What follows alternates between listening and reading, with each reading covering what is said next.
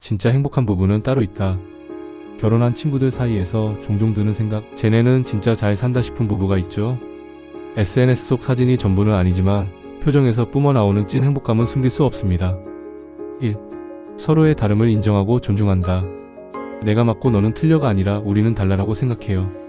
잘 사는 부부의 공통점 중 하나는 존중입니다. 서로가 다르다는 걸 너무도 잘 알고 있고 그 차이를 억지로 바꾸려고 하지 않아요.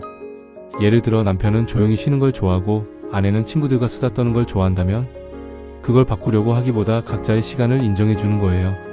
이런 부부는 싸울 일이 적고 스트레스도 훨씬 적어요. 사실 이게 말이 쉽지 절대 쉽지만은 않습니다. 나랑 다른 사람을 매일 마주해야 하고 생활이 얽혀야 하는데 불편함이 없을 수 없죠. 이게 쉬우면 모든 부부가 행복할 겁니다.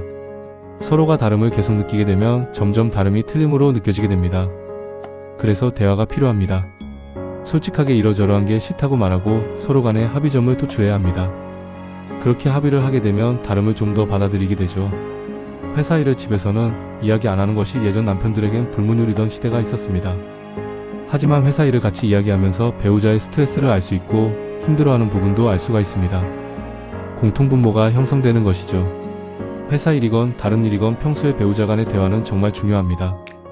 2. 우리만의 루틴이 있다. 매주 금요일엔 둘이서 영화 보는 날. 잘 사는 부부들은 소소한 습관이나 의식을 함께 합니다. 예를 들면 마이너스 아침마다 커피 한 잔 함께 마시기, 마이너스 주말마다 함께 장 보러 가기, 마이너스 생일에는 서로에게 손편지 쓰기. 이런 작은 일상이 반복될수록 관계의 신뢰가 깊어집니다. 돈 들지 않아도 거창하지 않아도 우리가 함께 만들어가는 것이라는 느낌이 부부 사이를 더 단단하게 해줘요. 위의 방법이 어렵다면 뭔가 같이 취미 활동을 하는 것이 좋습니다.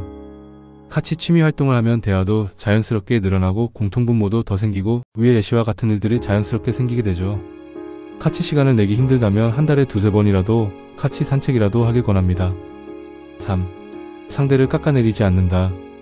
남편 바보인 척하더라도 다른 사람 앞에선 왕처럼 말해요. 진짜 잘 사는 부부는 서로를 존중하는 언어를 씁니다. 특히 다른 사람 앞에서 상대를 조롱하거나 비하하지 않아요. 가족 모임, 친구들 모임에서도 우리 남편 요즘 일 너무 열심히 해. 아내가 요리 하나는 끝내줘. 이렇게 칭찬을 습관처럼 합니다. 이런 말들은 서로의 자존감을 살리고 신뢰를 쌓는 데 큰 역할을 해요. 특히 상대의 집안에 대해서는 나쁜 말을 삼가야 합니다.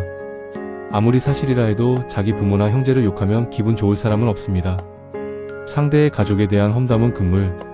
정말하고 싶으면 비난이 아니라 하소연을 하는 게 낫습니다. 비난을 하면 상대의 기분이 상하지만 하소연을 하면 미안해서 귀담아 들어주게 됩니다. 4. 함께 웃을 수 있는 코드가 있다. 둘이 있으면 자꾸 웃음이 나요. 결혼이 진지한 인생의 동반자 관계인 건 맞지만 웃음이 없는 결혼은 너무 삭막하죠. 잘 사는 부부는 유머 코드가 맞아요.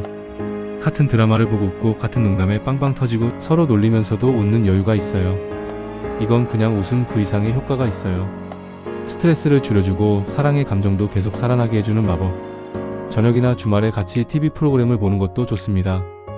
특히 같이 코미디 프로를 보면서 웃는 것이 좋습니다. 웃음 치료로 유명한 노만 카슨 박사는 웃음이 환자의 회복력에 큰 도움이 된다고 했습니다.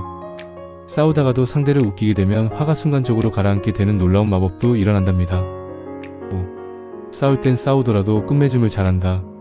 하루 이상 안 끌고 가는 게 원칙이에요. 어떤 부부도 안 싸울 수는 없어요. 하지만 잘 사는 부부는 싸움 후 회복력이 탁월합니다.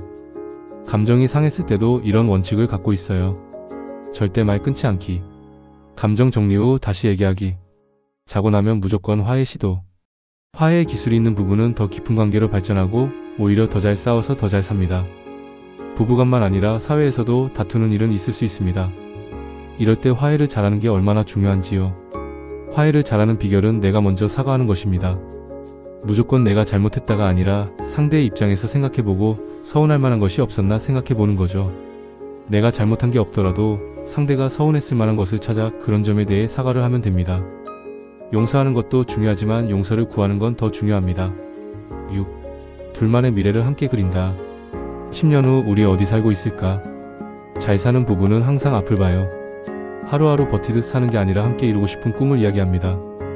은퇴 후 시골에 집 짓기, 세계 여행 함께 다니기, 아이들 키운 후 둘이서 캠핑카 타기. 이런 함께하는 상상은 지금의 삶을 버틸 수 있는 힘이자 희망이 됩니다. 함께 그리는 미래가 있다는 것은 공동체 의식을 강화해 줍니다. 운명 공동체라는 생각을 갖게 되는 거죠.